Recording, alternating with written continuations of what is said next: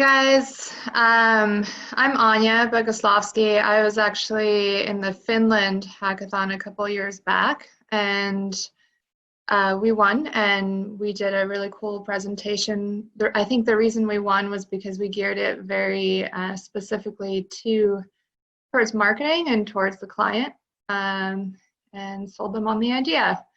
And we got to present in some community space right before a famous rapper, and basically our audience was a bunch of high school students that were onwardly inspired by us.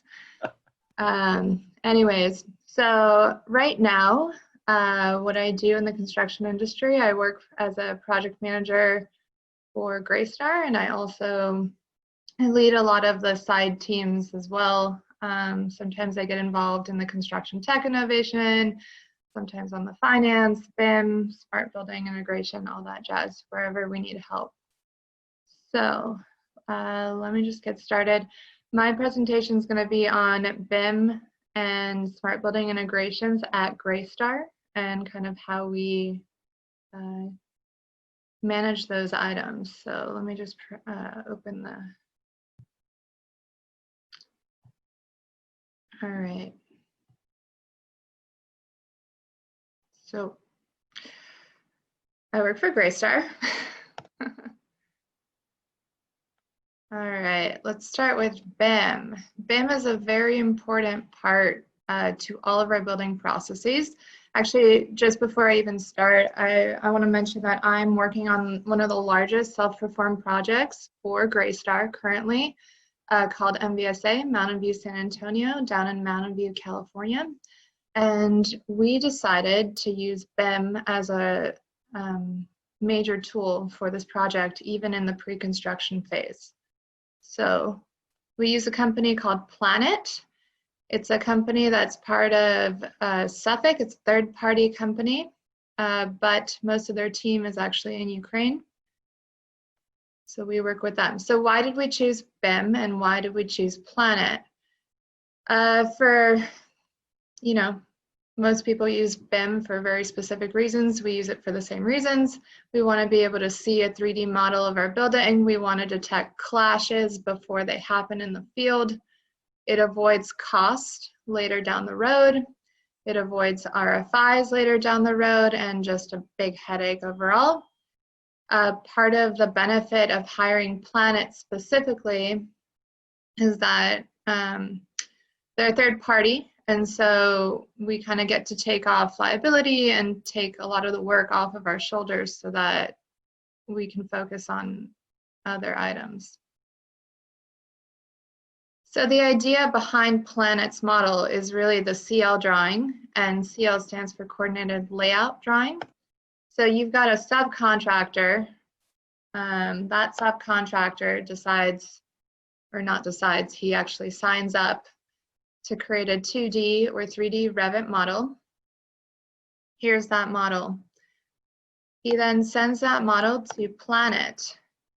And as Planet goes through the model, they come up with RFIs. They say, oh, there's missing dimensions, we're missing some items, you need to add this in. So between Greystar and the subcontractor, we go through those RFIs and answer them as best as we can. Once the RFI is answered, Planet will then actually model it in 3D. They'll take all of the subcontractors' models and all of their RFIs, and they'll model everything together and check for clash detections. As you can see right here, we have a couple of clashes. When this happens, Planet will then, through a series of Excel sheets, will reach back out to Greystar and the architect and whoever is responsible for that clash, as well as the sub, and create another RFI process, and then we'll go back and forth until we can solve that. Once that's done, Planet will issue a CL drawing. And the whole idea is that it's a 2D CL drawing that's signed by all of the subs and the architect. So all of the shops will actually be created from these CL drawings. And these drawings are the final drawings that we will be using in the field. So I kind of mentioned this earlier, but shop drawings will be more accurate when they're done by Planet instead of the subcontractors because of that CL drawing. And then it'll just be less of a headache and less cost implications down the line. So most of our drawings, at least for this project, are LOD 290, which is, LOD stands for level of detail. And it's pretty much the highest level of detail that we go. That means most of the plans are already complete, with the exception of location, which doesn't really matter. So here's some examples of some RFIs. And these are sent to us via, an Excel sheet in Google Docs that's shared.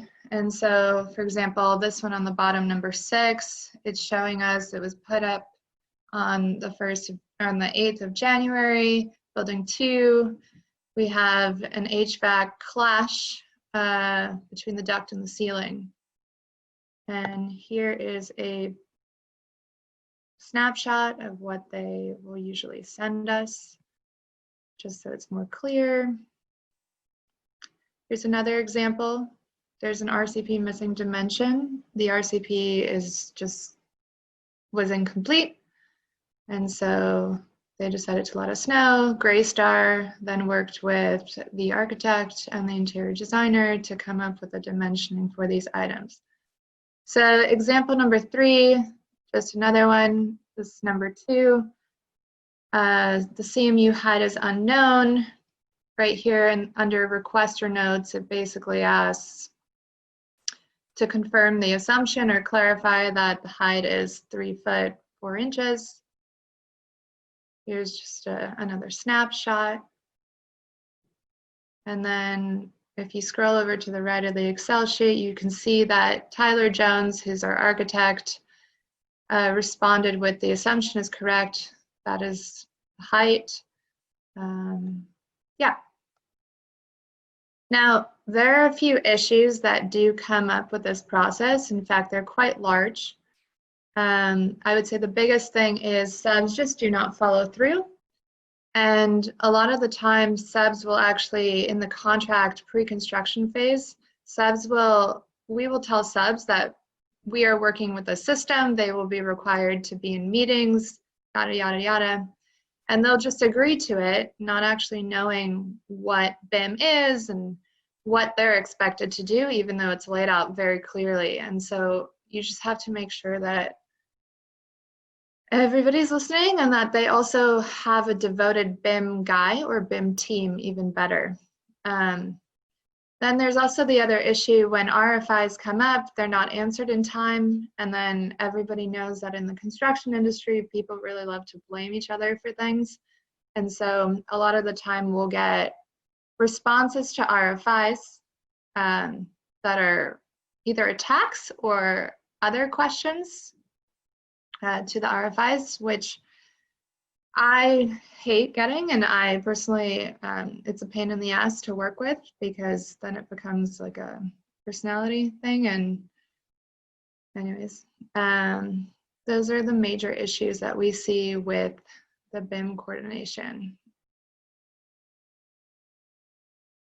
All right, I'm gonna move on to smart buildings. So this is what we ideally want out of a smart building structure. We want it to eventually connect into a smart city structure. So what does smart building integration include, at least for Greystar? So that includes ERCCS, which is a fire safety system, DAS, Wi-Fi access point systems, video monitoring and security, access controls for elevators, doors, units, you name it. And the idea here is to actually have everything on one platform. Most of these items, especially the unit and access control items, are actually located on the door hardware schedule, which is produced by the architect. And oftentimes the architect will actually hire a door hardware specialist. And then Greystar also has an innovation team that creates standards for all these items, and we even have a couple consultants that we can call up when we need their help. So Greystar uses a program called Stratus. It's, you can read through this. It enables residents, property managers, and maintenance staff to basically be on one platform. It includes access control, device automation, security, all that jazz. And then it also has integration with a bunch of different tools and companies. And the cool thing about this is that you can actually connect your cell phone and a lot of apps to Stratus. And then this is just a little bit of detail on, what we have on our site. So resident features, you can schedule visitor access, thermostat lighting controls, all the typical, wow factor or cool factor items that any developer or operations team would love to have. It's got a pretty easy UI UX design on it. And then under management features, it's also got a bunch of maintenance controls and things for the operations teams. All right. So advantages and disadvantages of having a system like this. So it's great because it's full integration and everything is on one platform. We love that. Operations loves that, and the fact that Greystar is an owner, builder, and property manager actually is like the best thing for us. Like, we love to see these on our products, on our projects. The only issue is that they can be quite costly. When new technology comes in, the GC side doesn't really care because, and I'll actually show you exactly why in a second, but it's very hard to adapt technology for IoT and smart building from the GC side. All right, here's why. So to explain this, I kind of want to go over how money gets funneled, I guess, on a project. So when we go in on a project, we have the owner, which in our case is me, Greystar. And then we also have a financial partner, which is a bank or a private lender. The bank or the private lender usually provides, I would say, anywhere between 80 to 95% of the funding. And then the owner, Greystar, will usually put in between 1% to maybe 20, depending on the size of the project, but normally on the lower side because we're the ones building it. All right. So this diagram is a little bit confusing, but I'll go over this. So Greystar puts in that 1%, let's say in this case, and then the financial partner puts in 99%. The financial partner will then hire an owner technical rep to monitor Greystar development and construction as the project goes on. And so Greystar Development usually hires the architect, the designer, the engineers, and they talk directly with operations for FF&E and really anything that affects the way that things look or the way that things sell. Oftentimes development will actually hire a GC. In our case, Greystar has its own branch, which I'm also part of, called Greystar Construction, and we will then hire the subs. So what happens when we have, say smart building technology that comes up or any kind of scope is we have a lot of communication between all of these parties, and oftentimes we'll also funnel up to the financial partner and the owner technical rep. So because of this, it's actually quite difficult to bring in new technology into the development or the specifically Greystar construction side, because we're so busy trying to solve problems and deal with different subs, etc.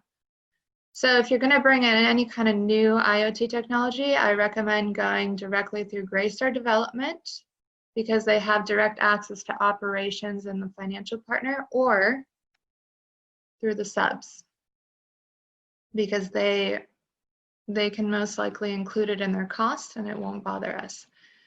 And from a financial standpoint, here's why. All right. So this is on my project only. My project is something close to 300 million. And as you can see, I have a couple scopes here. So I have a structural concrete budget scope, which is showing about 20% of the total cost of the whole project. Then I've got drywall and metal framing. And then all the way on the right, I've got AV, Wi-Fi, security, and access control, which is what we're talking about, the smart building stuff. And it's showing me 0.5%. Very, very small amount. In construction, when you get $500, you typically either spend all that $500 or you save maybe $100 or $200.